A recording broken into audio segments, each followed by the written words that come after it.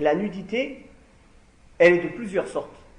Il y a une nudité dans la prière, il y a une nudité devant sa femme, il y a une nudité devant le maharim, il y a une nudité devant le ajanib. C'est pas la même chose.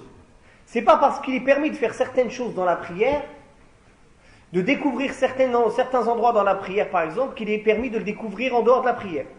Comme c'est pas parce qu'il est permis ou il est obligatoire de couvrir certains endroits de la prière qu'il est obligatoire de le couvrir en dehors de la prière. Comprenez bien ce que je vous dis.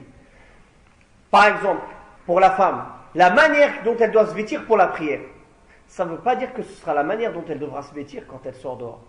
La preuve, elle est seule devant Allah, tabaraka wa ta'ala, son créateur.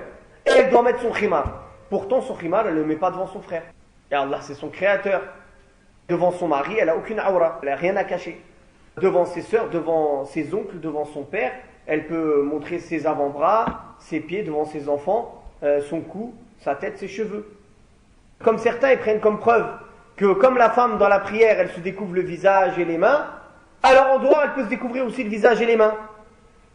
Dans ce cas-là, on leur dit, si vous prenez ça comme qiyas, on lui dit que c'est obligatoire devant ses frères et son père de mettre le khimar, alors que c'est faux.